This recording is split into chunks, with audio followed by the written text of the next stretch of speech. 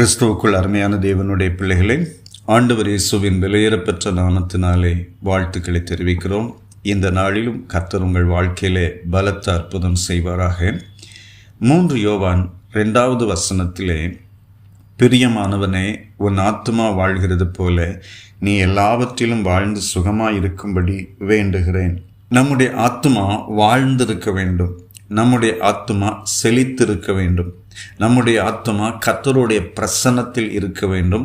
நம்முடைய ஆத்துமா தேவனுடைய மகிமைக்குள்ளாகவே இருக்க வேண்டும். அதை தான் தேவன் விரும்புகிறார்.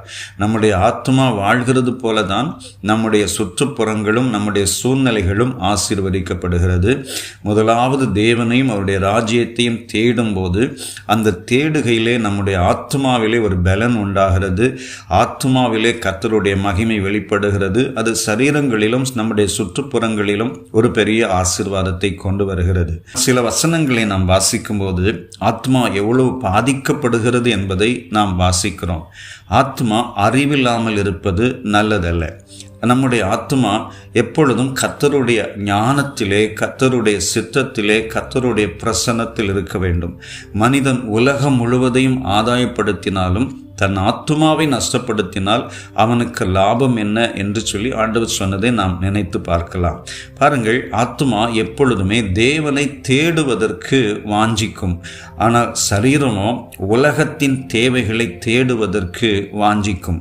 பாருங்கள், ஆத்துமா சில நேரம் கலங்கி போகிறது. தாவீதும் தன்னுடைய சங்கீதங்களிலே, என் ஆத்துமாவே நீ ஏன் கலங்குகிறாய், ஏன் எனக்குள் தியங்குகிறாய் என்று சொல்லி அவர் சொல்லுகிறதை நாம் பார்க்கிறோம். பாருங்கள், நம்முடைய வாழ்க்கையில நம்முடைய ஆத்துமா கர்த்தரோடு கூட இணைந்திருக்க வேண்டும். அதனால்தான் 103ஆம் சங்கீதத்தில் முதல் 2 வசனங்களிலே நாம் ஜெபத்தை முடித்த பிற்பாடு சொல்லுகிற ஒரு அருமையான வார்த்தையை நாம் பார்க்கிறோம். என் ஆத்துமாவே கர்த்தரை ஸ்தோத்திரி, என் முழு உள்ளமே அவருடைய பரிசுத்த நாமத்தை ஸ்தோத்திரி. என் ஆத்துமாவே கர்த்தரை ஸ்தோத்திரி, அவர் செய்த சகல உபகாரங்களையும் மறவாதே என்று சொல்லி நாம் ஜெபத்தை முடிக்கிறோம்.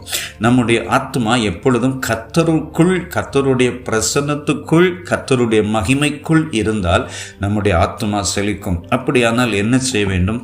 அனுதினமும் வசனத்தை வாசித்து நம்முடைய ஆத்துமாவிலே ஒரு பலனை உண்டாக்க வேண்டும். பரிசுத்த ஆவியானவரின் அபிஷேகத்திலே நிறைந்து நம்முடைய ஆத்துமாவை பலப்படுத்த வேண்டும். நம்முடைய ஆத்துமா பலன் அடைய நம்முடைய சுற்றுப்புறங்களிலும் தேவன் பலத்த அற்புதம் செய்கிறதை நாம் பார்க்க முடியும்.